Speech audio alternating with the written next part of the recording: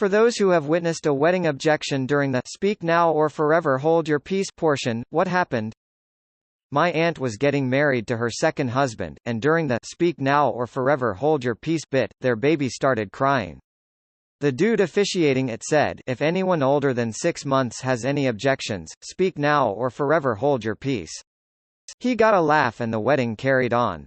They're still together 10 years later, so I guess whatever my cousin had to say was misinformed. To be fair, I didn't witness this, but it happened to my parents. My mom invited an ex she was still rather close with to her wedding and he stood up and yelled, "I object." Little did everyone at the wedding know, my dad had gotten rather close with him and paid him to stand up and object just for the shits and giggles, and he bursts out laughing. My mom didn't find it as funny and it really started their marriage off on the right foot.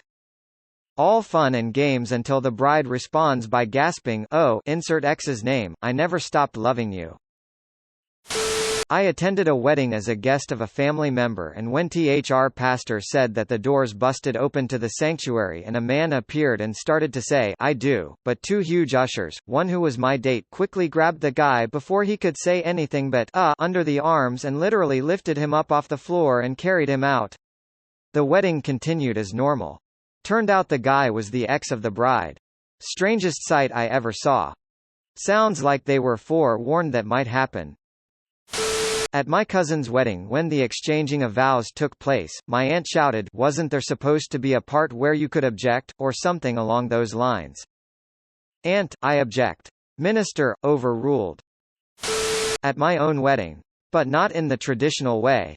We were getting married along a river at the end of summer and tons of wakeboarders and boats were out. I was a ball of nerves and the ceremony felt so serious. When all of a sudden some dude bro on a boat blasting music screamed, "Don't do it bro," and sped off. It was actually hilarious and made the rest of the ceremony a lot more fun. My husband and I cracked up even though his brothers looked like they were about to jump in the river after the guy.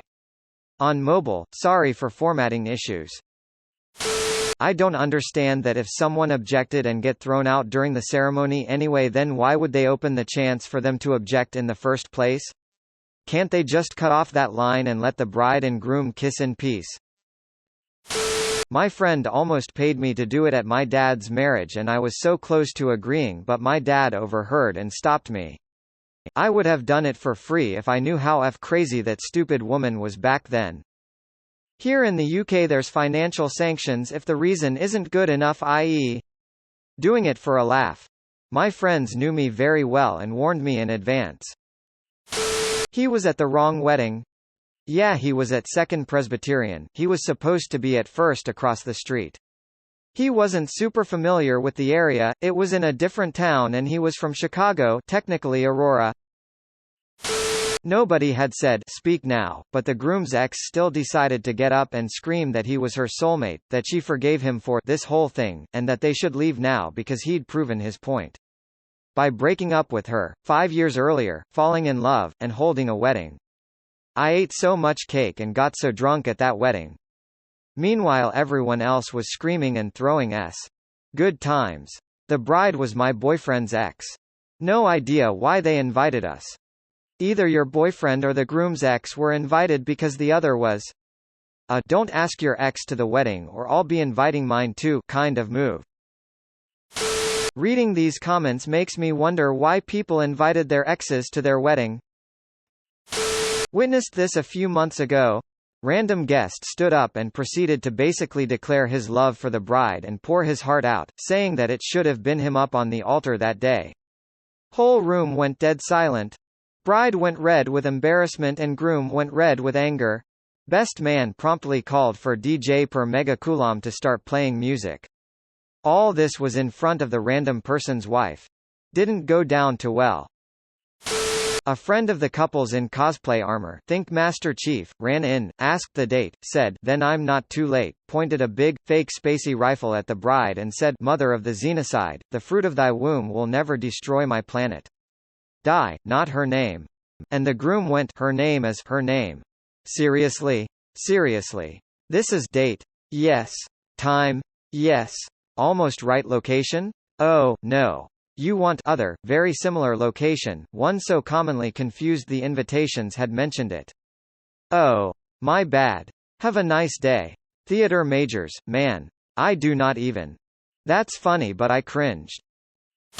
My cousin was big into bodybuilding when he was younger and has always been really tall.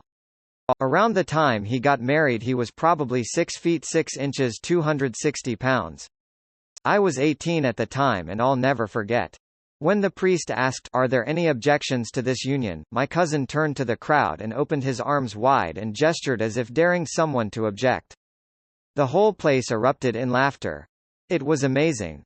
I can't imagine him with sleeves, just ripped shoulders and cuffs at his wrists. This happened very recently, but in a different manner than the other comments I'm seeing. For years, groom and best man are super close, room together, and the running joke is that they're more than friends.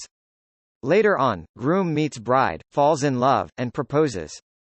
New running joke is that best man is very disappointed that groom is marrying someone else. At the wedding, officiant asks if anyone has objections. Best man objects. Officiant quickly overrules the objection. It was planned, and bride thought it was a funny way to acknowledge the super close friendship between groom and best man. Did not result in anyone being kicked out or awkwardness. Fun and surprisingly appropriate. I was expecting this to end with the running joke turning out to be true and the groom and best man livin' happily ever after lol. My dad insisted on having this in his and my mom's wedding. Because he wanted it to mean, speak now or forever hold your peace, meaning my mom was his piece of A. Almost 40 years later, they're still married. Side note, when he walked me down the aisle at my first wedding, he let me know I could still say no even 2 steps from Pachelbel's canon in D. I said nope and giggled. Silly me. We were divorced 6 years later. A member of my wife's family had a pirate-themed wedding. A rival pirate appeared and objected to the wedding. The groom dueled him with rapiers and won.